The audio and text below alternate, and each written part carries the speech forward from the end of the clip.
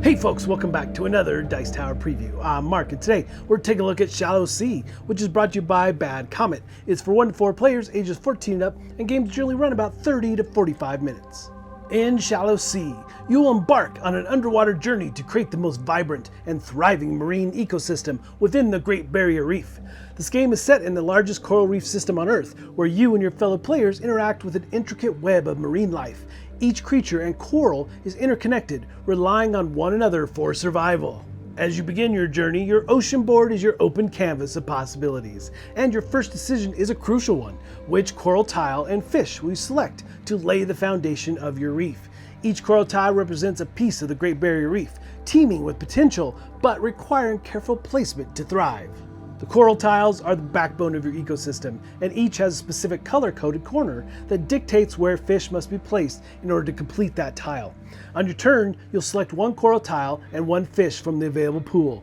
The trick is that you're limited to what's available at the moment, so timing and adaptability are key. Will you pair a green fish with a green coral, or take a risk and save a fish for a more strategic placement later? So once you've selected your coral tile and fish, you'll be placing them into your ocean. Position the coral tile next to others already in the ocean, creating a connected network of tiles. The fish needs to be placed in a bubble next to a coral tile. As you match the fish to the coral's color-coded requirements, you complete that coral tile. This allows you to flip it, revealing its vibrant living side and earning valuable points. Each tile and fish contribute to building your ultimate goal, a thriving underwater paradise. Now, you're not just collecting tiles here, you're building a living, breathing reef, and that takes some skillful planning for sure. As you place coral and fish, you'll also work to attract sea life. Sea life tiles are special, granting bonuses and points where their specific conditions are met. Some sea life tiles might require you to have a completed coral tiles of the same color, while others depend on having a variety of different colored fish. As the game progresses, balancing the needs of both coral and sea life becomes increasingly important. Every sea life tile you complete not only brings you more diversity to your ocean, but also boosts your score significantly. And then we have the seashell tokens, precious resources that can be used at key moments to refresh the pool of coral, fish, or sea life tiles, give you new options when you need them the most, or if you're feeling strategic, you can spend seashells to move a fish within your ocean, adjusting your setup to complete more coral and sea life tiles in one move. These small, seemingly simple actions can turn the tide of the game in your favor, making the difference between a flourishing reef and one that struggles to survive.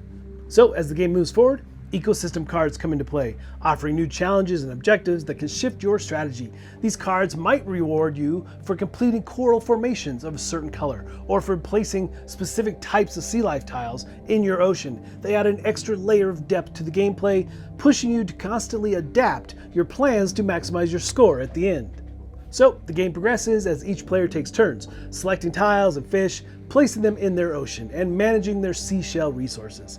As your ocean fills up, the stakes get even higher, with every new tile placement having the potential to unlock a cascading series of completions. Complete multiple coral and sea life tiles in one turn, and you'll be racking up points while bringing even more life to your ecosystem. So the game comes to an end when each player only has 4 empty spaces left in their ocean. At that point, it's time to tally scores. You'll calculate points for your completed coral and sea life tiles, any bonus points for ecosystem cards, and even a few points for incomplete fish. But it's the player who has built the most balanced, vibrant, and thriving reef who will emerge victorious. In Shallow Sea, you're not just playing a game, you're crafting an ecosystem. With every tile, every fish, every decision, you're shaping a living world beneath the waves. And in the end, the beauty of your reef reflects the care and strategy you put into the creation. Alright folks, just a reminder once again, this has been a Dice Tower paid preview, and everything you've seen here has been in prototype form, so keep a close eye on the campaign for any changes that still may occur.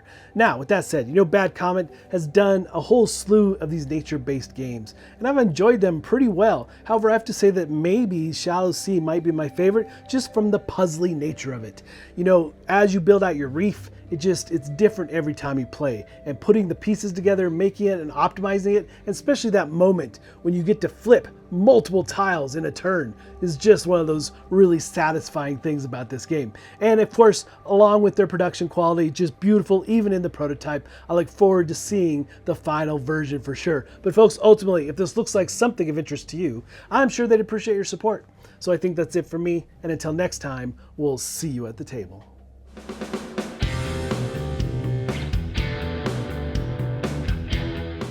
Hey everybody, thanks for watching this video. If you like this review or whatever you just watched, wasn't it amazing?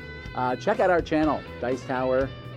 We have all kinds of things. We review games, we do top 10s, we play games live. It's all about board games, but especially the people who play them. Check out Dice Tower YouTube channel.